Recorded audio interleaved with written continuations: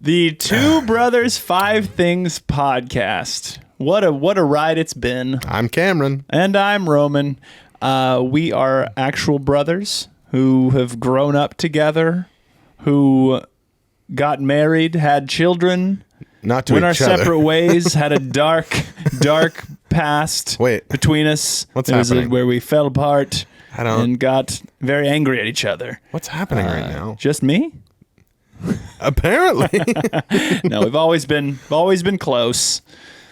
And we'll tackle that dark past on a separate podcast. We'll have a top 5 list. This is where we talk about top 5 things of whatever it is we're talking about that day. Yeah. And today it's all about technology, Cameron. Ah, yes. All about innovation. Yes. Pushing the American spirit forward. Yeah. All about technology that shaped our past. Our shaped us as people, really.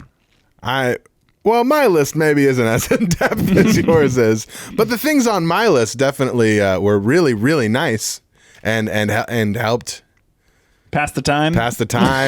It's just technologies that I utilized and really liked. Yeah, and when it came to technology for us, but did shape my day from time to time. I suppose. Growing up, we grew up during the '90s, and I would say there was a bit Depression, as it's also known. Yep, there was a bit of a technological renaissance, if you will, during the '90s, if you will, starting with like the VHS tape.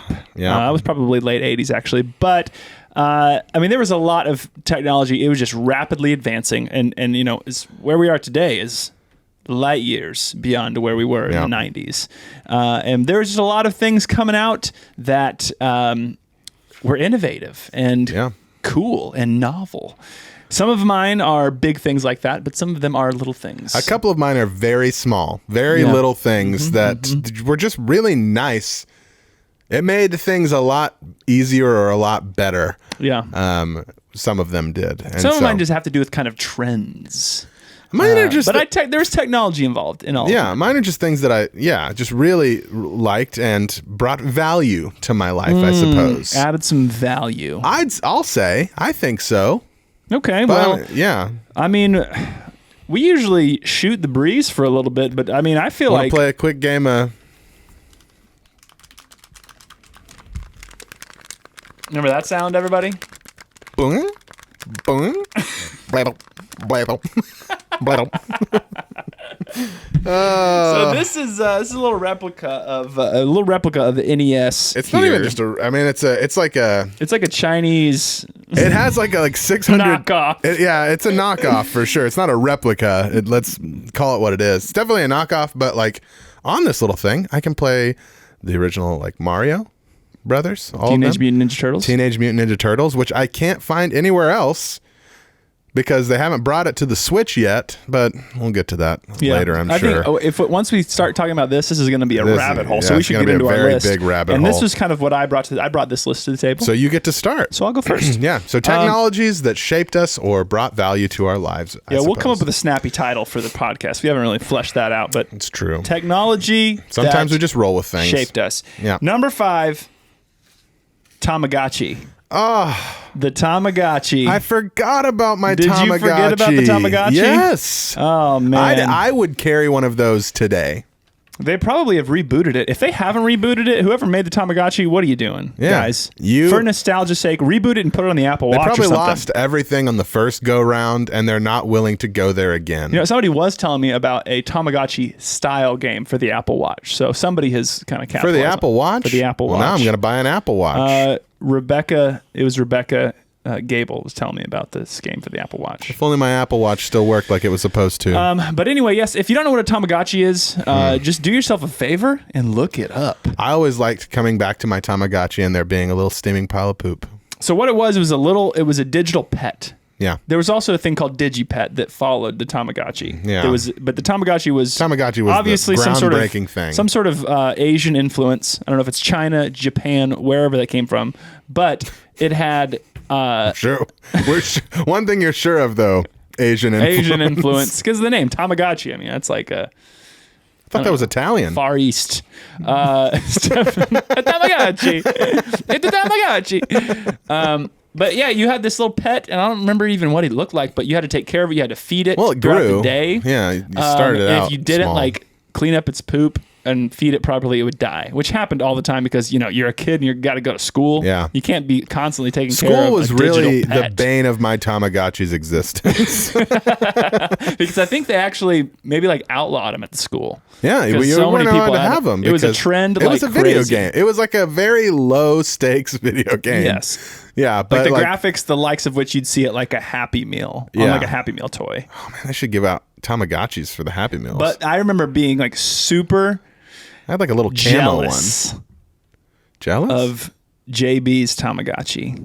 You're always talking about JB. Gotta get him on the podcast. He had Bring a your Tamagotchi. Bring your Tamagotchi. He had a camouflage Tamagotchi, and Yes. I think I got one after that. I just copied him because I'm like, Yeah. man, that is cool. I was about to say I had a camo one, but I think it was a hand me down from you because of JB. Yeah, it's I mean, it was just a good time. It was a classic trend that Yeah. swept through the nation. Very short lived. Yeah, what a weirdly short lived but like really Potent. big impact. It was potent. It was on a keychain too. You Yeah. kept it. I mean, like, no kid carries keys. Why was it on a keychain? Maybe it wasn't for kids. I think it probably was, but you maybe put it on your backpack. I don't even remember where I put it. Did I put it on my. Did I put it on my clip, my belt? I just held mine. I don't know, man. But the Tamagotchi was where it's at. Yeah. That's my number 5. Yeah, very cute Tamagotchi. Adorable. I do love that. My number 5 is again something very, very small. The Game Boy Color light attachment. You know what I'm talking about? So the Game Boy Color light attachment. These little things, this Game Boy here. First off, Game Boy is like one of the It's so classic. should be on the list. But I think it's on an honorable mention for yeah, me. it's definitely honorable mention. And fun fact, this Pokemon Yellow was my first game on the Game Boy. You got Pokemon Red. Mm-hmm. Colton had Pokemon Blue. And I felt like a copycat if I got Red or Blue. So I was kind of mad because I got last pick, but I picked up Pokemon Yellow. And you start out with Pikachu, and he follows you around everywhere, and it's just amazing. Which is perfect for you because you love adorable things. It's perfect for me because I love adorable things, and like it honestly, I think is where my deep love of Pikachu came from. Like I loved Pikachu, and a lot of people's just like, oh, he's the face of Pokemon. That wasn't it for me. It was based on getting the first Pokemon Yellow and having him walk around with me forever for hours on end because I didn't ever read the text on the Game Boy whenever I would play it. Let me see if this still work? actually has batteries. This is a new one. This isn't my Oh, my it's a old new one? Well, not a new one, but Does it make a sound? well, it should. Let me try that again. Whoa, that's like the Mario sound. It's the Nintendo Game Boy sound. Oh, but that's Mario getting a coin. Yeah, that too. But like the Game Boys, they weren't like lit. You know, Right. They weren't They didn't have a backlit. They weren't backlit. So if you wanted to play it at night or on a like, we drove everywhere. Road trips. Yeah, we drove everywhere, and so like having a Game Boy without a light attachment was really, really terrible because you'd get like you're like trying to catch the overhead lights on the highway. You're just like, okay, I got a little bit there. Okay, I got a little bit there. Okay, let's play that anymore. And then parents never want you to turn on the overhead. Yeah, because I can't see behind me. We're gonna die. Which I still to this day don't quite understand why a light that you can't look backwards is making you very distracted. But we won't get into traffic it is safety. it is what podcast. it is. But that little light attachment. I mean, you could play it at night. You could play it on the road So trips. it was like a little thing it was like a little yeah. So arm basically, there was this little thing right here. Yeah. It would plug into that, and it would feed off the battery of the Game Boy. Probably which zapped your batteries. did zap your battery, so you had to be really careful, and you had to save a lot because there's just like a little red light that never. It just got more dim on your Game Boy until it died. And so if you were like, about to make it through the whole Pokemon League, and you're just like, oh no, dim light, but I can't save because I'm in a battle. I had that happen. It's Kids really don't sad. know these days. I bet everything auto saves Yeah, not this stuff, these man. days Not with all these. the PlayStation 5s and all the so- the newfangled Xboxes and all this. And so Game Boy with the light attachment was, and maybe that's my number 5 is a Game Boy with a light attachment. But that light attachment really did change the game because you could play it at night. whenever you're supposed to be sleeping. You could lose sleep. You could lose sleep. It's the original, the original insomnia. The original blue light. Yeah. Except it was a very, very dim light that just lit the screen. Blue light's all the rage these days. You got to watch out for that blue light. So that's my number 5. All right. Game Boy light attachment. My number 4 could be argued that this isn't really technology, but there is technology involved in this. I can't wait to hear. And this is something that I got very, very into. Very into. And it is the Yo-mega Fireball yo-yo. Okay.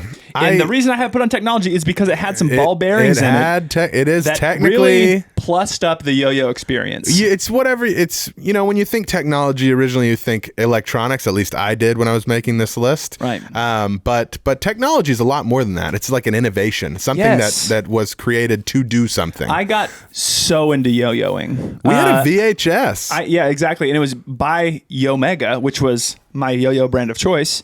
And it was like a VHS that had a bunch of tricks that taught you how to do tricks. And I remember my friends got into yo-yo, but I got way more into yo-yo than any of my friends. It's because you learned this trick from the Yo-mega. You put a Band-Aid around the finger so you don't get the rope burn on your finger. Yes. You put a Band-Aid there prematurely. I yo-yoed so much that I got rope burns on my fingers. And so you had to Band-Aid your finger beforehand so that the rope does not burn your fingers. I remember thinking... There was a school assembly...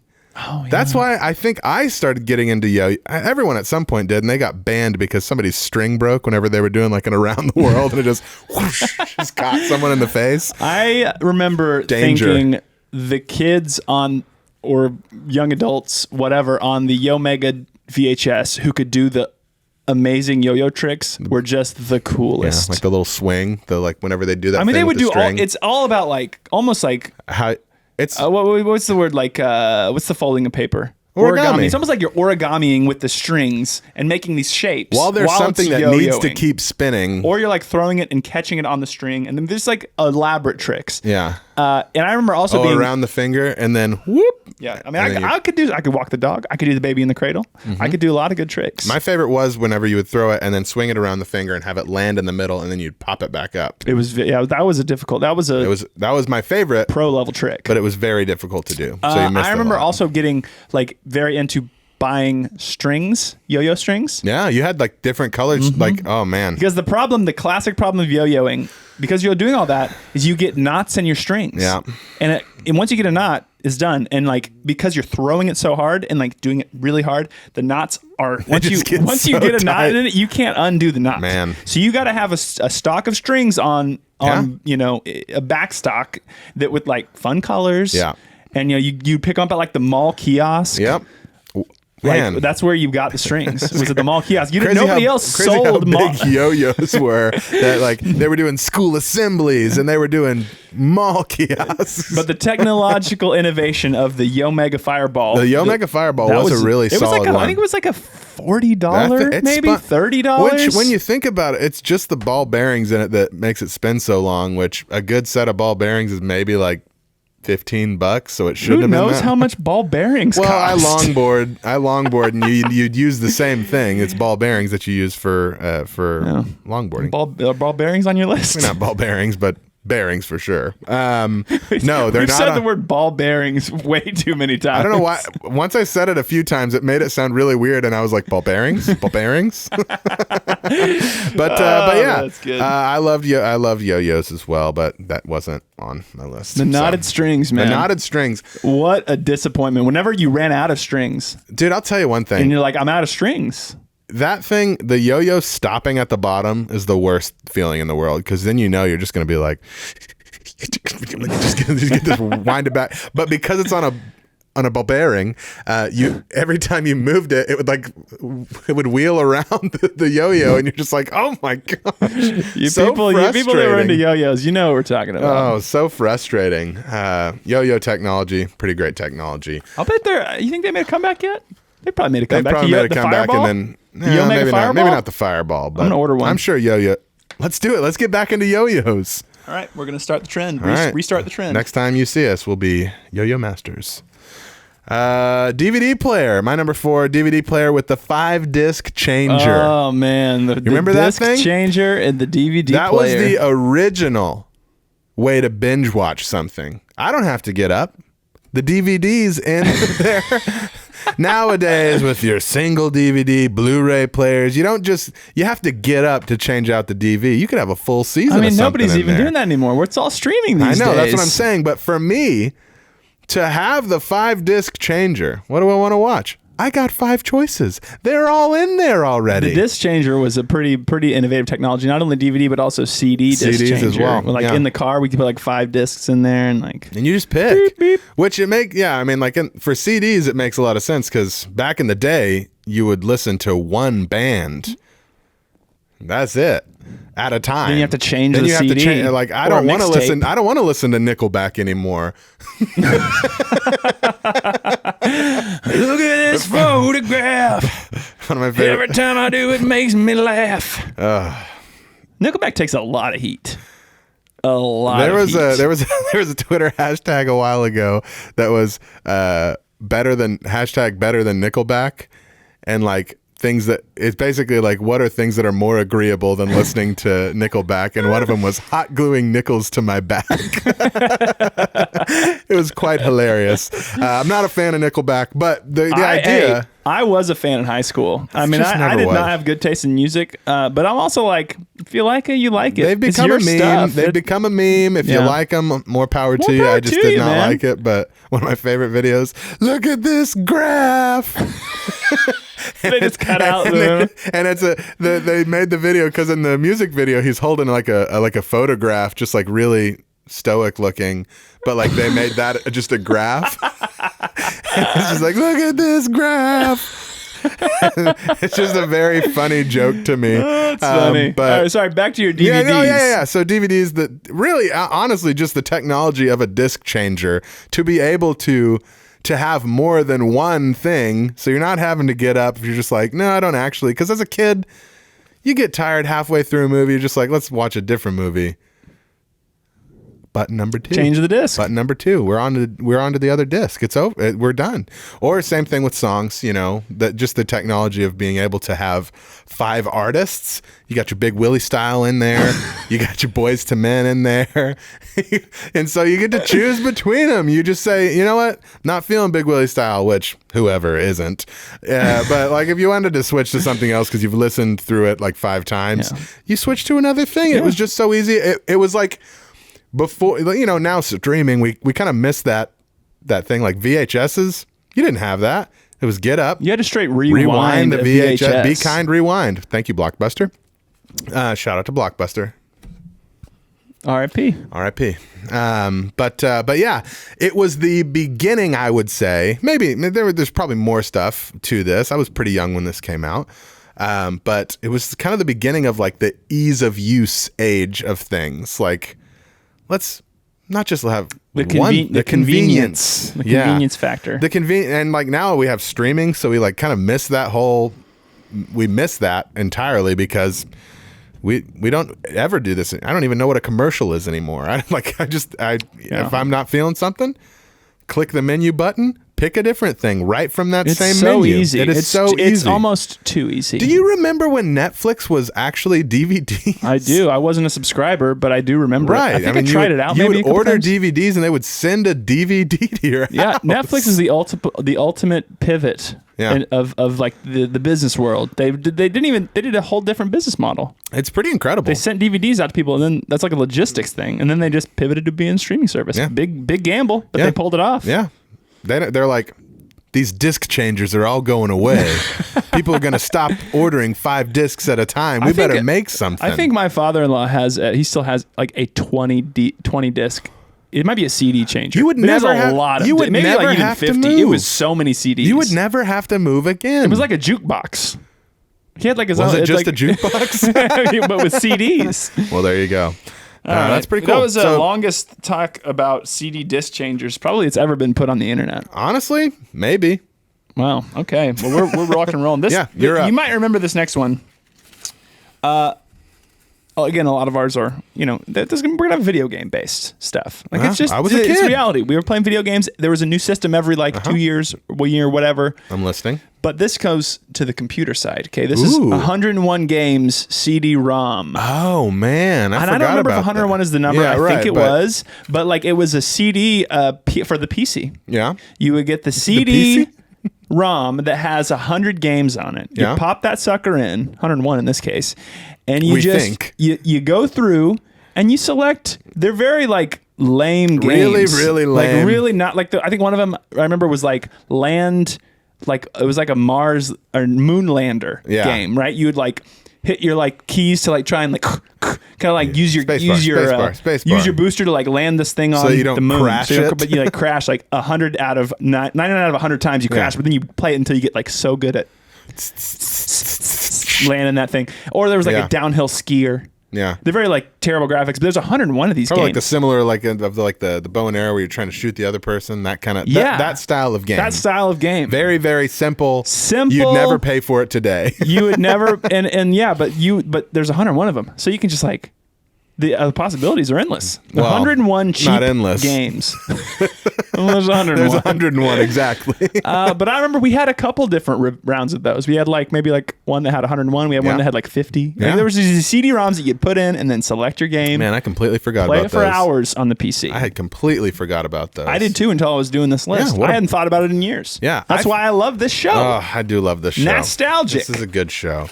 My number 3, right? Yeah, my number 3. I was a little bit older, but when GarageBand came out, GarageBand, Apple Loops, Cameron, you're Logic, stealing my thunder. Is that later on your list? Yes. Oh, I'm sorry. But yes, I completely agree. Do you want to wait until your list to talk about it? No, that's okay. Right, fine. I'll move mine. Mine was number 1. I'll move my number 1 and we'll both talk about MacBook plus GarageBand. Yeah, I mean, we used to make raps. That's because it shaped my life, is because that's where I first started making beats and loops. And I'm these beats are not good. Yeah. But I can rap to them. But you can rap and to make them. You can a funny rap song. Well, that's the same thing for me. And we, I think, used Logic. Me and my best friend, shout out to Jordan Moore, if you're watching or listening. But we had a band that we would just write ridiculous songs and record ridiculous songs called the Duet of Awesome. That was good. That was our comedy. name. It was just great comedy. Kind of Flight of the Conchords inspired. I guess so. We were just having fun. I had never seen that show until much later. But it was just comedy with music. And that was what I loved. We wrote a song about a Sasquatch that was actually pretty good. It is really good. I actually quite enjoy it. Yes. It's all about. Made it onto a short film that I produced. It's later true. in life. I forgot about that. Yeah. So but basically I was at his house one day and we were watching Finding Bigfoot with his dad, and we were just we're bored. Let's go write a song about Bigfoot. And then we wrote a song about a Sasquatch. I wrote a full song about lettuce, and it's pretty good. It's pretty funny. One time I got snowed in at his house, and we just drank nothing but Dr. Pepper and recorded a full album that we called The Snowed In. INN. And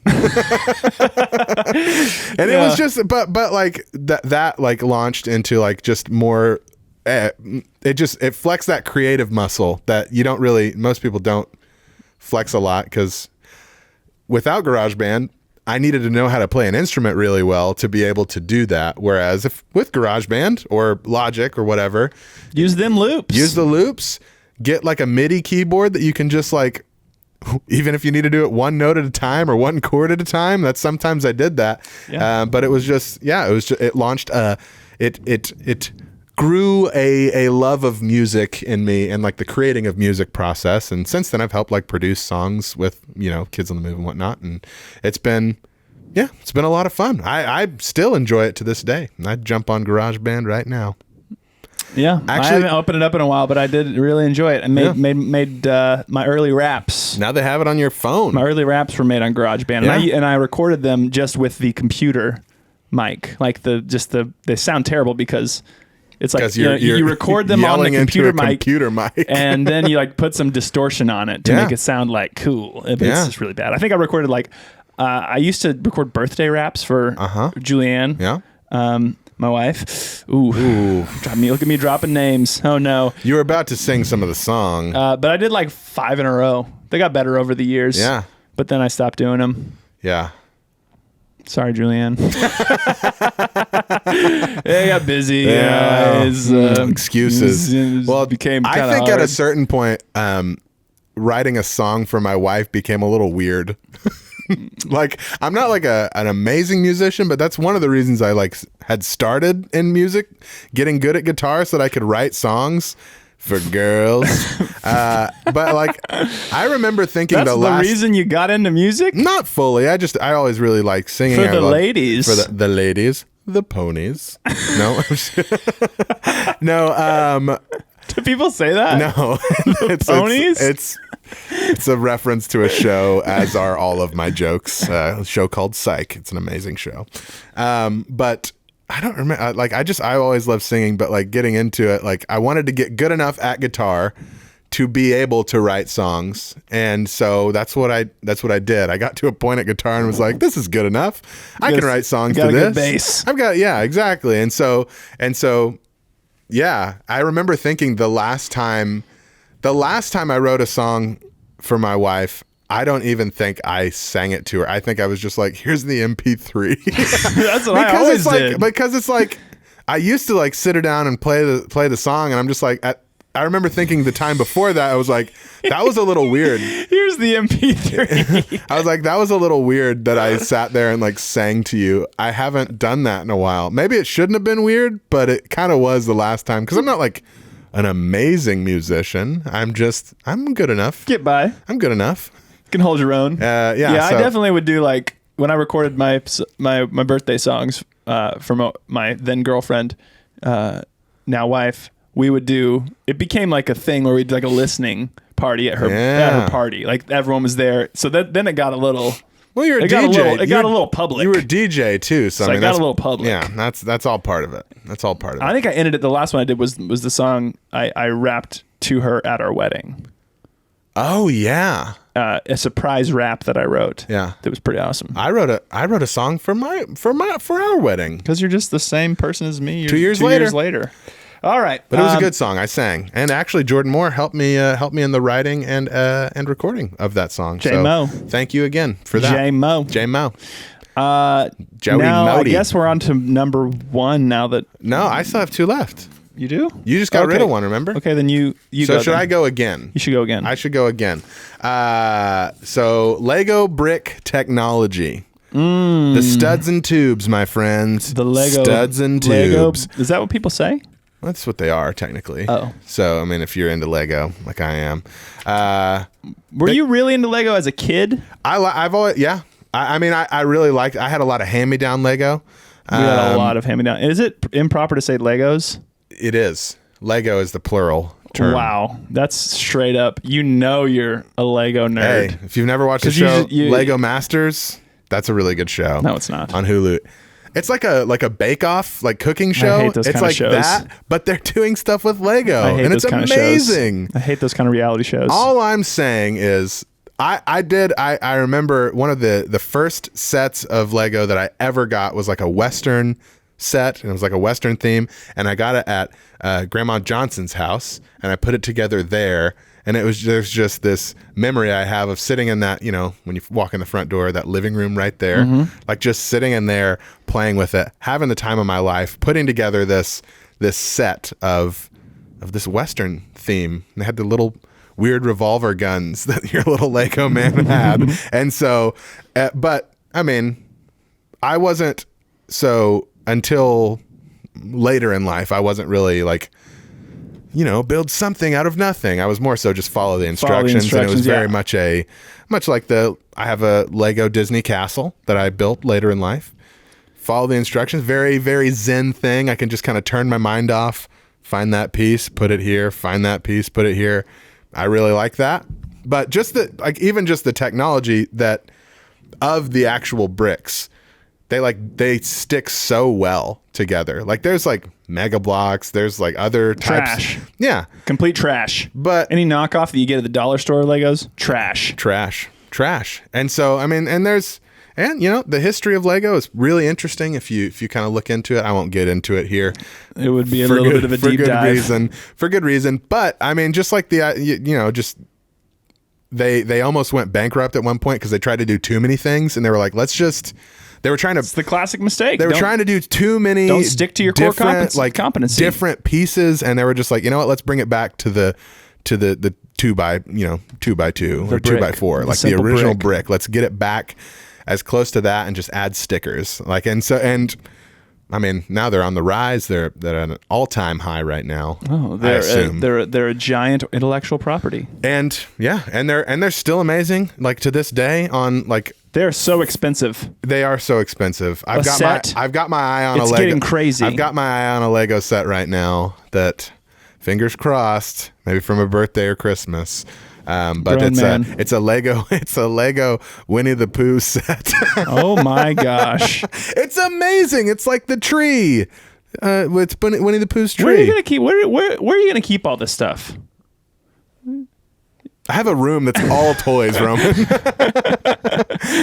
You guys don't see this, but there's space over there too.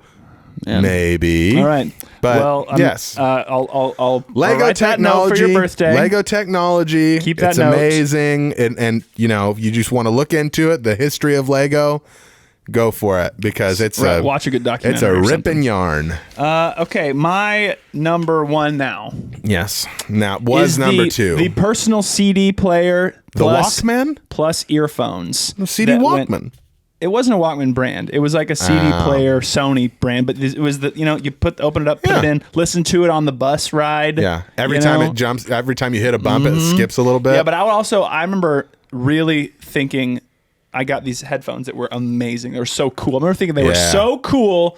They were blue and they wrapped over the top of the ears, and then the earbuds went into the ears. They never fell out. They were like clipped onto your ears. Yeah. Which, looking back, probably looked ridiculous. And it's probably kind of gross, but I got those hand-me-downs, so however long those were in your ears, they were in my ears even longer. But I just remember, I mean, it shaped my love of music. Yeah. You know, you listen to it's a little antisocial. You're on the bus or whatever, listening to your own music, but you got your own CD player. But back in the day, on the way to like a field trip. But back in the day, CD. That was, I mean, you could listen together, especially with those headphones you had, give it to someone else. That's true. But it's not a phone. You're not disengaged. You can still talk to someone who's got music going. Someone got headphones around their neck. You can easily take them. But there's something to just the phone now. That's the disconnection. The phone. The Walkman. The kids and the phones. The Walkman and the headphones. You were just cool, right? You weren't disconnected. You can't tell by the way I use my walk. I'm a woman's man. No time to talk. That's from the 70s. Okay. I wasn't listening to that. We were in the 90s. I was listening to Usher. My man Usher. A little bit of You Remind Me, whatever album that was. I was listening to a little bit of my own personal mix CDs from my pirated music from LimeWire. But early on, I was listening to that Stephen Curtis Chapman, that Newsboys, that early CCM Christian. Current Christian music. What's the other C? Current Christian music. Was it not? Contemporary. That's contemporary Christian music. Wow, 2001 was the worship mix CD. A little bit of that For Him. I don't know. I wasn't really for him before my time, but it was Newsboys. It was Stephen Curtis Chapman. It was DC Talk. Chris Rice. Maybe he may have had a hit single in there, but that was early on. That was the CDs. I actually just went back and listened to a Chris Rice song. It totally held up. You know what holds up? The Great Adventure by Stephen Curtis Chapman. This is the Great Adventure. You just pull that up. Logan loved it. My son. It's so good. It is. I mean, it's so good. Stephen Curtis Chapman. I'm diving in. Also a good one. Also great. He had some good stuff. So that was my number one. You're number two, but number one. I moved it to your number one was GarageBand with a MacBook. But then you totally stole my thunder. I didn't mean to. Totally stole my thunder. I didn't mean it. But that's a great number 2/1. My number 2/1 The NES. The NES. I knew it was going to be on your list. That's why I didn't put it on my list, but it completely is. And here's why it shaped me. And I think we've talked about this on a podcast before, but it was one of those things where we got to play together. We got to play together. I got to play with my brother. And it was only 2-player. Mario. It was only 2-player. Battletoads. And Mario is Duck arguably Hunt. not even that together. But one person plays and then the other person tries plays. to get further and then the other guy goes. But you're watching each other play. Yeah, you're there together. I remember. I'm pretty sure I remember where I was when I first saw the NES, and it was in Grandma Hass's basement. Kelly was like just an all-star at Mario, and she was just running the levels, and I was just like, what is this? This is a wonder. What is this technology? What is going on here? Like, what is this 8-bit game? And then the first game that I really like played was the Zelda game. Oh, the OG Zelda game. The original Zelda game. So good. I had no idea what I was doing when I was a kid, but it was so fun because basically it scrolls to a different map each time. Original Gauntlet. The original Gauntlet was good. The Zelda specifically, when I got my Nintendo Switch, which I'm a big fan of Nintendo, and I'll go into that a little bit more after I say this. But when I first got my Switch, the first game that I did purposely, first game I got, it was like the Nintendo Online. Played through Zelda, beat it. Because as a kid, I didn't know what I was doing. You're like, this now. Turns out it was amazing. You played through the original Zelda? I played through the original NES Zelda when I got my Switch a few years back. And it's like such a puzzle, and it is like so good the way they do their like clues and everything. It was like a really unbelievably well done game, in my opinion. As like after playing different styles of games, like going back to the original. You love games. I do love games. I'm a gamer. I'm a gamer at heart, you know? Yeah, I'm a gamer at heart. I'm such a gamer at heart. But you want to talk technology, you want to talk innovation. Nintendo is that. They kind of built off the back of Atari, but yeah, yeah, sure. but they are any like new big innovation. They're like the first ones to do it. How about all that? What do you mean? Talking about in games? Yeah, D-pad. I'm pretty sure they were one of the first people to do that. Could be. I'm not an expert. Whenever you had bumper buttons, Nintendo was the first one to do bumper buttons. You know what I'm talking about? The back buttons? I do. Motion control with the Wii. The first one, like the first big name to do that. And then Wii. The controller with the analog stick, Nintendo 64, first ones to do it. What is with that Nintendo 64 controller though? It's pretty rough. It's really weird. It's not great. Why is there 3? It was good for one game and one game alone. Did they think that humans are going to evolve to have 3 arms? One right out the belly button. Where it's like, no, you put the analog stick in your belly button. What is with that controller? It was Why odd. Is there a third one? There's a trigger on it too on the back. It's a little odd. It's a little odd, but they were innovating. They were trying things. And now and the Switch to have like a game system that can go on the TV or just on the go. Brilliant. They were pushing I remember seeing the original Switch ad and thinking that's going to fail. But it turns out people like it. It's amazing. I bought yours. I bought one because I thought, I'm going to get into video games. I don't know what was going through my mind. Oh, I think we had a family function coming up. And I'm like, you did. You're like, we should have Kart. a Mario Kart there at this like family function. So we're not just like standing around and looking at each other. And so now I'm like, and I'll play it too. But then I bought it and we played it at the family function, the fam funk. Yeah. And then I didn't play it again. And I said, I'll buy that from you because so I play games. I had like a Switch Lite, and I was just like, I just need a full Switch because I play this more often, and I still do. Just played last night. Wow.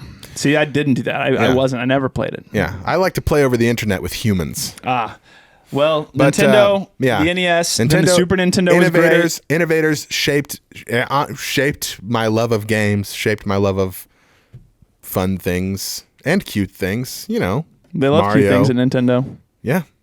And they're just constantly making more cute things. I just can't get over it. More cute things for Cameron. I just can't get over it. Okay, so moving on to the honorable mentions here. Technology that shaped us. I have as seen on TV products. Mm-hmm. Ooh. This is including the Juice Man Jr. and or the Jack LaLanne power juicer. Yeah. Just juicing things in general. Yeah. I remember being very excited about juicing whenever we got a juicer. The second thing was the George Foreman grill. Some pretty good also technology. Very excited technology. Pretty good. Love making those burgers on the George Foreman grill. And then the Magic Bullet, the personal versatile countertop magician that I use to this day every day. And if you want to entertain yourself for like 20 minutes, look up the Magic Bullet infomercial. It's pretty good. From the early 2000s. It is just magic in advertising. Yeah. It's pretty great. And I had VHS/Blockbuster on here. Yeah. The VHS technology really shaped our childhood. Yep. But that's kind of, that's a general one. Didn't want to put it on the main list. Power Wheels. We didn't have any Power Wheels, I don't think. No. But our cousins had Power Wheels, and I remember thinking, like, if you have Power Wheels, you pretty much made it in life. Yeah. You're rolling around your own Jeep. Yeah. That's like having a four-wheeler. Yeah. As a child. I love Power Wheels. Yeah. And then Game Boy Color was on my honorable mentions. I might play that when you leave. Yeah, I think you should. Just wait. Do you have honorable mentions today? I do have a couple. I did not write them down. The first one was the VHS. It didn't really shape me, but the VHS car that you rewind the VHS with. Actually, that was on my list originally, was the car, the rewinding car. It's just incredible. Like, I mean, just to be able to just pop it in, pop the hood down, and then it's just rewinding all the way. Be kind, rewind. You have to.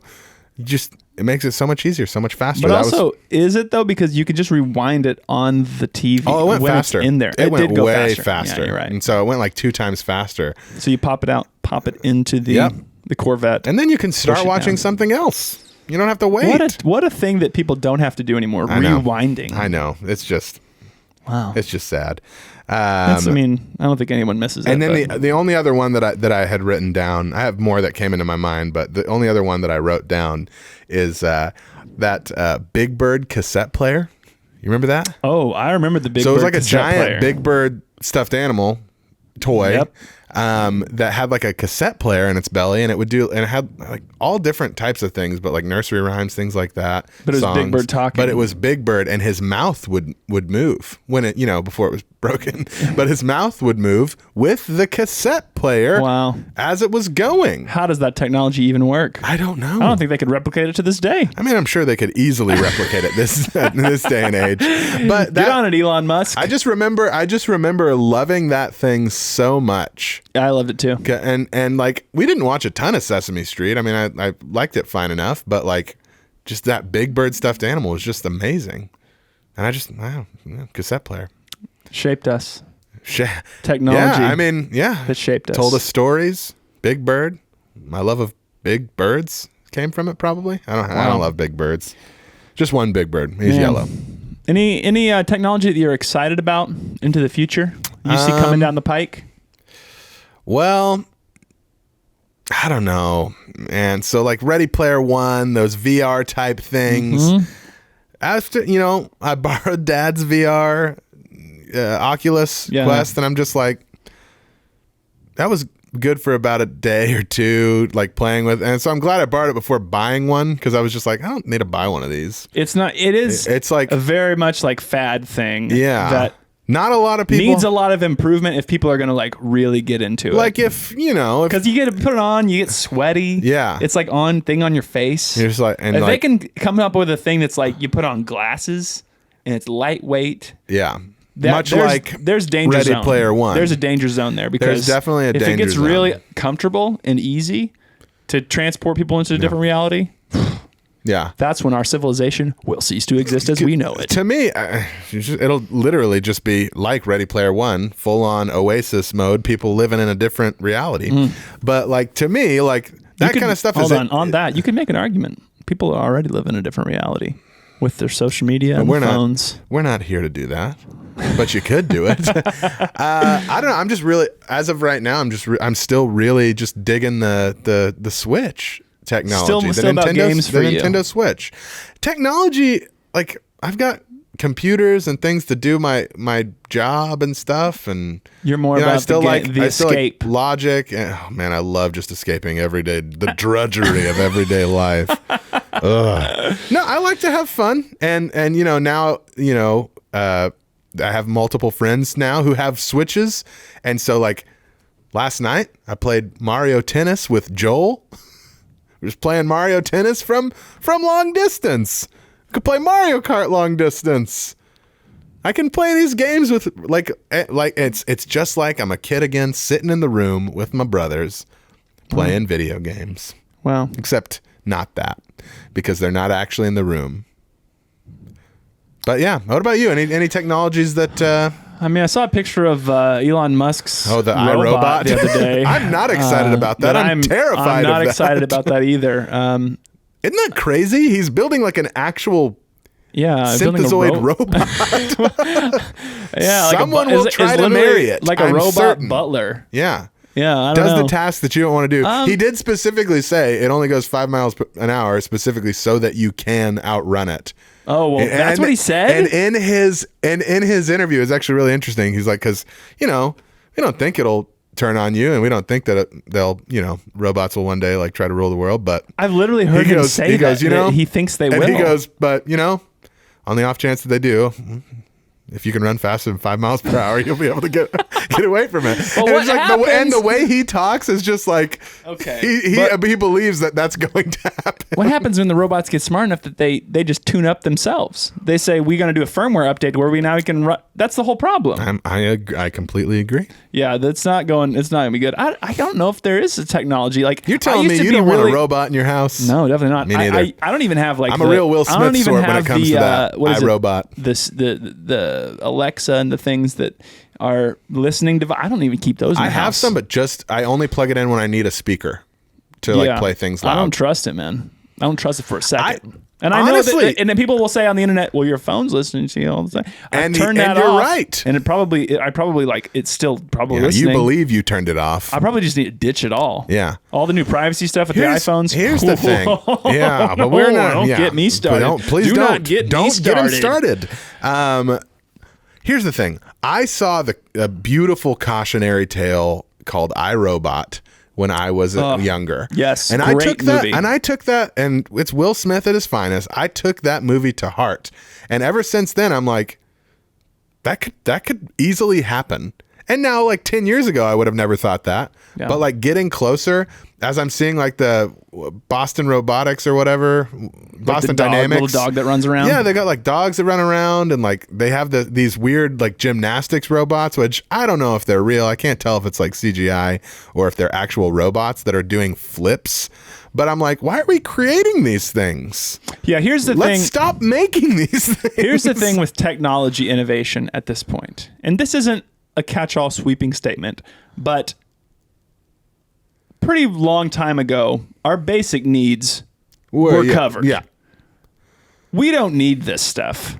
This is true. I mean, there can be arguments with like, but when we're doing technology innovation, we can, healthcare is advanced, and lifespans are. We got robots that can do these little tasks, but it's definitely going to be abused.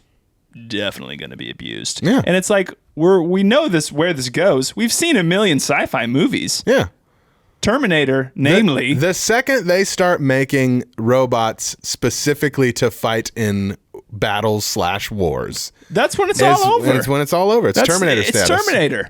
Because then we're going to have to come up with we're going to have to send a robot into the future, and then it's going to be a big mess. But that's where it's going to go. You make the home robots and everything, and then it's like, well, now why send troops anywhere when you could send 10 robots that can't be taken down? Exactly. And then it's just going to be a bunch of robots. It starts with good intentions, and then it just gets abused for profit. It's true. And the thing about the basic needs, like we don't need these things. Yeah, we don't need a lot of things. In fact, they detract from our lives and make us lazy bums. Yeah. Well, I've seen Wall-E.